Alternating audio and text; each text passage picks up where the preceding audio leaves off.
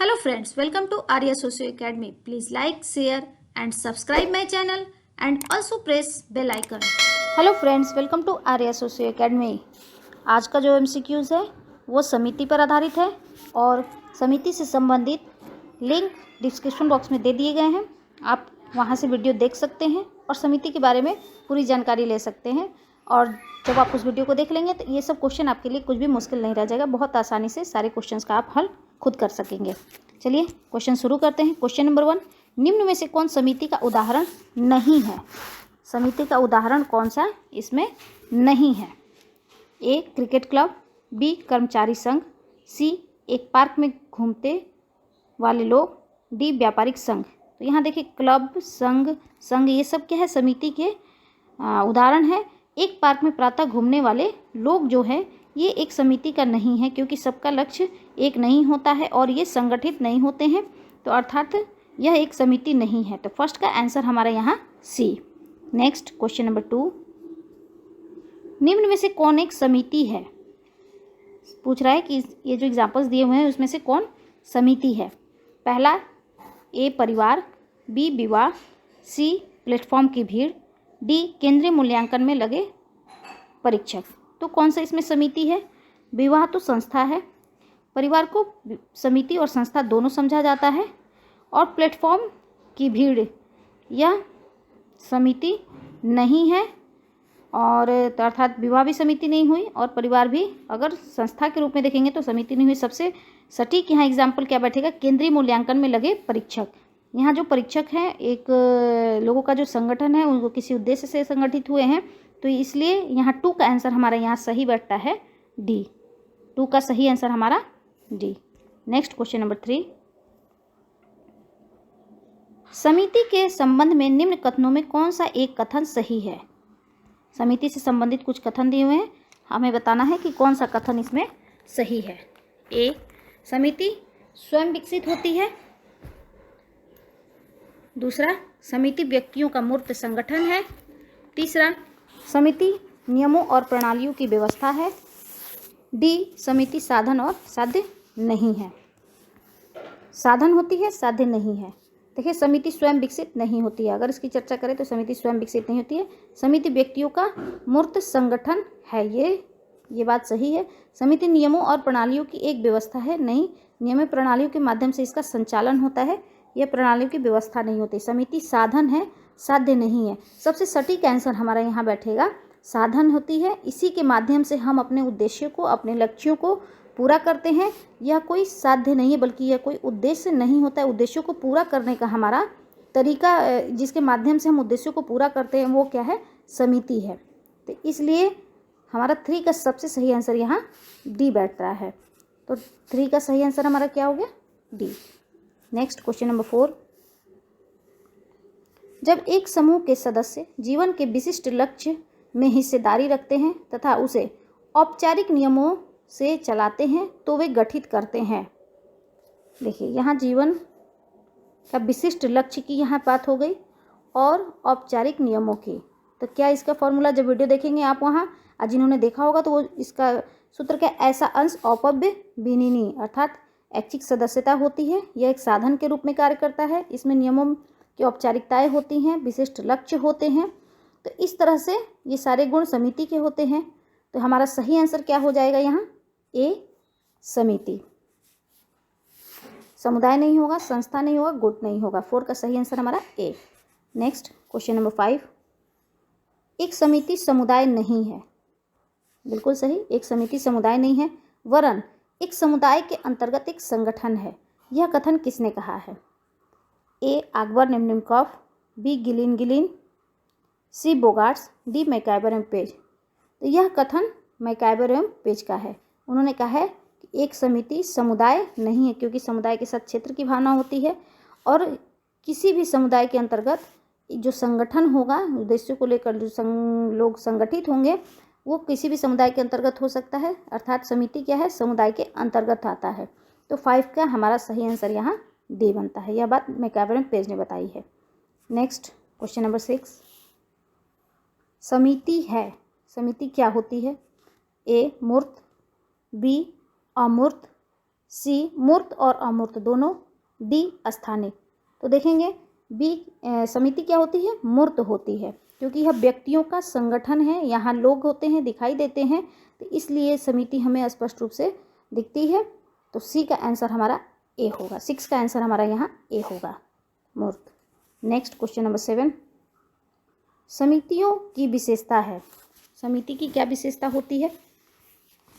निश्चित उद्देश्य, ये तो होता ही है, मनुष्यों का समूह और संगठन अर्थात उपरोक्त सभी। तो हमारा इसमें क्या हो जाएगा, सही आंसर डी, उपरोक्त सभी। आप लोगों को बस ये फॉर्मूला याद रखना है, वीडियो देखेंगे तो इसके डिटेल आपको मिल जाएगी। ऐसा अंश अपव्यय विनिनी। समिति को पूर्ण रूप से समझने का, समिति की ये विशेषताएं हैं, लक्षण हैं, गुण हैं, जो समिति के बारे में पूरी डिटेल से बता देगा और जिसके आधार पर आप सारे प्रश्नों का हल कर सकते हैं। इसमें ऐच्छिक सदस्यता होती है, यह एक साधन के रूप में यूज होता है, यह अंश है, एक संरचना होती है, संगठन होता है, औपचारिकताएं होती हैं, व्यक्तियों का संगठन होता है, विचार पूर्वक इसकी स्थापना होती है, नियम कानून होते हैं और यह इसका एक कोई निश्चित उद्देश्य होता है। तो इस तरह से यह क्या है, समिति की ये सारे लक्षण हैं और इसी के आधार पर हम पहचान सकेंगे कि समिति, संस्था, समुदाय इत्यादि में क्या क्या कैसे अंतर है। तो यहाँ हमारा 7 का आंसर डी बनता है। ठीक है, वीडियो देख लेंगे तो और आसानी से और अच्छे से डिटेल में आपको समझ में आ जाएगा। नेक्स्ट क्वेश्चन नंबर 8, निम्न में से कौन सी समिति नहीं है? ए गांव, बी कॉलेज, सी समाज सुधार संगठन, डी राजनीतिक दल। इसके पहले जो हमने समुदाय का वीडियो देखा होगा आप लोगों ने, या समुदाय से संबंधित जिन्होंने एमसीक्यूज हल किए होंगे, तो बहुत आसानी समझ में आ जाएगा। यहाँ संगठन है तो ये एक समिति है, राजनीतिक दल है, लोगों का एक समूह है तो समिति के रूप में है। अगर कॉलेज में देखेंगे तो ये भी एक समिति का रूप है, किसी उद्देश्य को लेकर अगर यह कार्य करता है। तो गांव क्या है, गांव एक निश्चित क्षेत्र को लेकर बात होती है, तो गांव समुदाय का एग्जाम्पल है, समिति का नहीं है। तो अर्थात हमारा 8 का सही आंसर यहाँ बनता है ए। नेक्स्ट क्वेश्चन नंबर 9, निम्न में कौन समिति है? ए छात्र संघ, बी जाति, सी ग्राम, डी पड़ोस। तो यहाँ क्या हो गया, ग्राम ये सब समुदाय के एग्जाम्पल हो गए। संघ क्या है, संघ है यहाँ पे, तो संघ क्या हो जाएगा, छात्र संघ, एक संगठन का यहाँ बात हो गया। तो 9 का आंसर हमारा क्या हो जाएगा, ए छात्र संघ, यह एक समिति है। नेक्स्ट क्वेश्चन नंबर 10, परिवार क्या है? इसके बारे में भी समिति पार्ट 2 में डिटेल में बताया गया है। परिवार क्या है, एक समिति है या द्वितीय समूह या समुदाय या समाज। तो देखें तो यह समुदाय तो नहीं हो सकता है, ना समाज हो सकता है, द्वितीय समूह होता ही नहीं है, यह एक समिति है। जब से परिवार में कानूनन यह अधिकार हो गया, विवाह विच्छेद का अधिकार मिल गया, तब से परिवार क्या है, एक समिति बन गई। पहले यह एक संस्था की तरह कार्य करती थी, लेकिन अगर हम व्यक्तियों के, लोगों के समूह के रूप में अगर इसकी बात करें तो यह एक समिति की तरह कार्य करती है। तो 10 का सही आंसर हमारा यहाँ बनता है ए। नेक्स्ट क्वेश्चन नंबर 11, कौन सा कथन सही है? ए एक समिति आंशिक है जबकि समुदाय पूर्ण है। अभी हम लोगों ने देखा था, इसके पहले मैकाबरन पेज की कथन क्या था कि समुदाय के अंतर ही समिति आती है। तो एक समिति आंशिक है, समुदाय पूर्ण है, यह सही है। मैकाबरन पेज के अगर कथन देखेंगे तो बी क्या कहता है, समिति की सदस्यता स्वैच्छिक है। अभी हम लोगों ने देखा था उसके विशेषताओं में, तो क्या इसकी ऐच्छिक सदस्यता होती है, समुदाय की सदस्यता अनिवार्य होती है, यह भी बिल्कुल सही है। समुदाय के अंतर्गत समिति एक समूह है, यह भी सही है। अर्थात हमारा क्या होगा, उपरोक्त सभी कथन सत्य हैं। तो 11 का सही आंसर यहाँ क्या हमारा बनता है, डी। नेक्स्ट क्वेश्चन नंबर 12, कौन सी दशा समिति निर्माण हेतु आवश्यक नहीं है? समिति निर्माण के लिए क्या यहाँ आवश्यक नहीं है? ए व्यक्तियों का समूह होना चाहिए, यह तो आवश्यक है। व्यक्तियों को संगठित होना चाहिए, यह भी आवश्यक है। व्यक्ति संगठित हो भी सकते हैं और नहीं भी। यह नहीं हो सकता है, क्योंकि संगठित नहीं होंगे तो समिति का निर्माण नहीं होगा। व्यक्ति को आचार संहिता का पालन करना चाहिए, बिल्कुल सही। हर समिति को संचालन के लिए आचार संहिता होता है, कुछ नियम कानून होते हैं जिसे सभी को पालन करना पड़ता है। अर्थात 12 का हमारा आंसर यहाँ क्या बन रहा है, समिति के निर्माण के लिए आवश्यक दशा नहीं है। तो क्या व्यक्ति संगठित हो भी सकते हैं और नहीं भी, यह गलत है। तो 12 का सही आंसर हमारा यहाँ सी बन रहा है। नेक्स्ट क्वेश्चन नंबर 13, निम्न प्रश्नांश समिति और समुदाय के मध्य तुलनात्मक संबंध बताते हैं। इनमें से एक सही नहीं है, उस गलत प्रश्नांश पर निशान लगाइए। समिति और समुदाय की तुलनात्मक संबंध है, उनके संबंध के बारे में बात हो रही है। इसमें से कौन सा सही नहीं है, गलत है, उसे हमें बताना है कि कौन इसमें गलत है। समिति और समुदाय मनुष्यों के समूह है, यह बिल्कुल सही है। समिति और समुदाय दोनों मूर्तिमान हैं, बिल्कुल सही है, क्योंकि हम समिति और समुदाय दोनों को देख सकते हैं, क्योंकि समुदाय में निश्चित क्षेत्र से संबंधित होता है और समिति व्यक्तियों के संगठन, किसी निश्चित उद्देश्य को लेकर लोग संगठित होते हैं, तो हम दोनों को देख सकते हैं, तो यह मूर्तिमान है। समिति और समुदाय में सापेक्षिक आत्मनिर्भरता है, यह भी बिल्कुल सही है। समिति व समुदाय दोनों असहयोग पर आधारित हैं, यह संभव ही नहीं है, क्योंकि जब तक सहयोग नहीं होगा तो संगठन नहीं हो सकता है। और किसी भी समिति के लिए या किसी समुदाय के लिए क्या है, सहयोग आवश्यक है। किसी समाज के लिए सहयोग हमेशा आवश्यक है। तो अर्थात ये हमारा 13 का यहाँ आंसर बन रहा है डी। समिति व समुदाय दोनों असहयोग पर आधारित है, यह प्रश्नांश गलत है।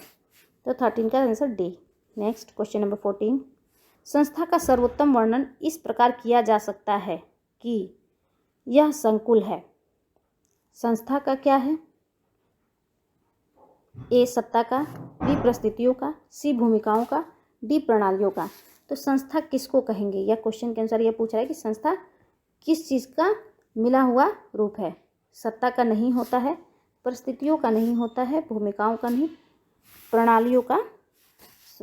जो नियम प्रणाली है, जो कार्य प्रणाली है, सिस्टम जो होता है, वही संस्था होती है।